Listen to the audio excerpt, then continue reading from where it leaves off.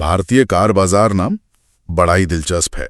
मतलब कुछ गाड़ियां यहाँ इतनी बिकती हैं जो शायद वेस्टर्न मार्केट्स में कोई पूछता भी न हो। और दूसरी तरफ देखो, होंडा सिविक है, टोयोटा करोला है, ग्लोबल हिट्स हैं ये, पर इंडिया में आकर अक्सर स्ट्रगल करती हैं। कमाल की बात तो ये है कि सुजुकी, जो ग्लोबली शायद थोड़ा सिकुड़ रहा है, वो इंडिया में मार्केट लीडर है। और निसान, फोल्क्सवैगन जैसे बड़े इंटरनेशनल प्लेयर्स वो यहाँ मतलब जगह बनाने में लगे हुए हैं। तो ऐसा क्यों है? वजह सीधी सी है। हम भारतीय ना अपनी ज़रूरत देखते हैं, प्रैक्टिकलिटी देखते हैं। वैगन आर, क्रिएटा, नेक्सॉन ये हमारी पसंद है। और अब तो ब्रांड्स भी यही समझ गए हैं, तो वैसी ही गाड़ियां बना रहे हैं। चलो ठीक भी है ये, लेकिन इस चक्कर में ना कई बार बहुत अच्छी मतलब शायद अंडररेटेड गाड़ियां हमने खो दी या खो रहे हैं। ओके, चलो इस पे थोड़ी बात करते हैं। आज हम ऐसी ही कुछ भूली बिसरी गाड़ियों पर फोकस करेंगे। कम अंडररेटेड से शुरू करके सबसे ज्यादा अंडररेटेड तक जाएंगे। हाँ, एक बात साफ कर दूं, डस्टर या पोलो इसमें नहीं है। वो तो कंपनी ने अपडेट नहीं दिए इसलिए गई, हमारी पसंद की वजह से नहीं। तो लिस्ट शुरू करते हैं महिंद्रा मराजो से। याद है वो शार्क या डॉल्फिन जैसी दिखने वाली एमपीवी? हाँ, महिंद्रा की उन रेयर गाड़ियों में से थी जिसका कोई अगला वर्जन, कोई फॉलो अप नहीं आया। और इसमें एक अजीब सी चीज थी, ये बॉडी ऑन फ्रेम एमपीवी थी, मतलब लैडर चैसी वाली, जो नॉर्मली रियर व्हील ड्राइव होती हैं। पर ये थी front wheel drive FWD, 7-8 seater, लेकिन इंजन सिर्फ 1.5 लीटर डीजल। हाँ, लेकिन देखो इंजन उतना अंडपार नहीं था जैसा लगता है।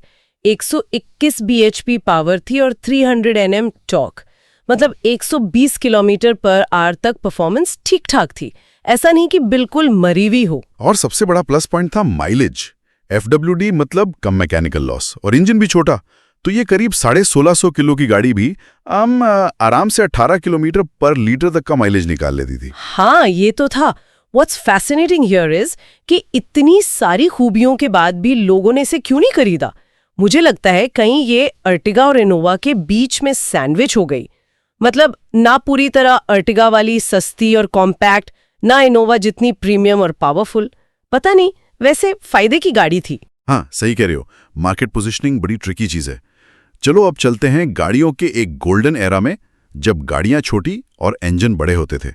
अगली गाड़ी है लिस्ट में स्कोडा येटी। ये कॉम्पैक्ट एसयूवी टर्म फेमस होने से पहले की असली कॉम्पैक्ट एसयूवी थी। आज की कॉम्पैक्ट एसयूवी ज्यादातर तो फ्रंट व्हील ड्राइव क्रॉसओवर ही है ना? पर येटी अलग थी। साइज में आज की होंडा एलिवेट से भी छोटी, सोचो, सिर्फ 4.2 मीटर्स, लेकिन इसमें प्रॉपर 4x4 कैपेबिलिटी थी। और इंजन, अरे वाह, 2 लीटर का TDI diesel, 138 bhp, 320 newton metre torque, built like a tank, एकदम सॉलिड बिल्ड थी। और सोचो, आज से लगभग 15 साल पहले ये कितनी हाईटेक थी। 6 एयरबैग्स, हिल डिसेंट कंट्रोल जैसे फीचर्स थे उसमें। हैंडलिंग तो किसी अच्छी हैचबैक जैसी थी। और कमाल की बात ये कि ग्लोबल डेब्यू के सिर्फ 1 साल बाद ही 2010 में इंडिया आ गई थी। This raises an important question. तब VW वाले शायद इंडियंस को इतना तरसाते नहीं थे अपनी लेटेस्ट गाड़ियों के लिए। बिल्कुल। तो फिर सवाल वही, फेल क्यों हुई? एक शब्द में, कीमत। 15 साल पहले 15 से 21 लाख रुपए। अरे यार, उस जमाने में तो बड़ी डी सेगमेंट सेडान भी इससे सस्ती मिल जाती थी। साइज के हिसाब से बहुत महंगी लगी लोगों को। सही बात है, पर थी कमाल की गाड़ी। वो टिपिकल जर्मन ओवर इंजीनियरिंग वाला मामला था। ऐसी गाड़ी ना पहले बनी, ना शायद बाद में बनेगी। यूनिक थी एकदम। हाँ, यूनिक तो थी। अच्छा, उसी दौर में यटी को टक्कर देने एक और गाड़ी आई थी, इस बार अपने घर की, टाटा आरिया। ये बेसिकली हेक्सा की पूर्वज थी। यटी से बड़ी थी, फीचर्स भी ज़्यादा थे और सस्ती भी थी। 2010 में लॉन्च हुई थी और कह सकते हैं कि भारत की पहली क्रू लग्जरी कार थी किसी इंडियन ब्रांड से। अरे इसके फीचर्स देखो जरा 15 साल पहले के हिसाब से। 2.2 लीटर का diesel engine, 148 bhp, 320 Newton, cruise control, auto headlamps, touch screen, dual zone AC, steering controls, और सबसे बड़ी बात 6 एयरबैग्स।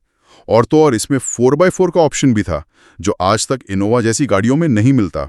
अगर हम इसको कनेक्ट करते हैं to the bigger picture, Tata ने वाकई एक बहुत ही लेजिट एक लग्जरी प्रोडक्ट बनाने की कोशिश की थी। पर वो फ्लॉप हो गई। क्यों? वही बात, प्राइस 11.5 से 16 लाख। उस वक्त टाटा ब्रांड नेम के हिसाब से लोगों को बहुत ज्यादा लगा और इसकी सक्सेसर हेक्सा, वो भी थोड़ी महंगी थी, वो भी इसी वजह से कोई बहुत बड़ी हिट नहीं हो पाई। सारा खेल ब्रांड वैल्यू का है। ये ब्रांड वैल्यू का चक्कर बड़ा अजीब है। टाटा को इंडिया में दिक्कत हुई और सुजुकी को इंटरनेशनल लेवल पर दिक्कत हुई अपनी किजाशी के साथ। सुजुकी मतलब अपनी इमेज बदलना चाहती थी, वो छोटी सस्ती लाड़ी बनाने वाले की इमेज से निकलना चाह रहे थे। तो लेट 2000s में वो लेकर आए किजाशी, एक 4.6 मीटर की प्रॉपर लग्जरी सेडान। सारे डी सेगमेंट वाले फीचर्स थे उसमें और सेफ भी थी। 5 स्टार एशियन NCAP रेटिंग थी उस जमाने में, जब उनकी अपनी स्विफ्ट कम स्टार ला रही थी। हाँ, और इसमें जो दिलचस्प बात थी, इसका 2.4 लीटर का पेट्रोल इंजन 185 bhp काफी पावरफुल था और सुजुकी का था तो रिलायबल भी। और गाड़ी दिखने में, फील में कहीं से भी टिपिकल सुजुकी नहीं लगती थी, बहुत प्रीमियम थी अंदर बाहर से। बिल्कुल। फिर भी फेल। रीजन फिर वही, पैसा और ब्रांड इमेज। टॉप ट्रिम करीब 18 लाख का पड़ रहा था। अब लोगों को उस कीमत पर होंडा, टोयोटा जैसा बड़ा स्थापित नाम चाहिए था। सुजुकी का टैग नहीं जम रहा था लग्जरी सेगमेंट में।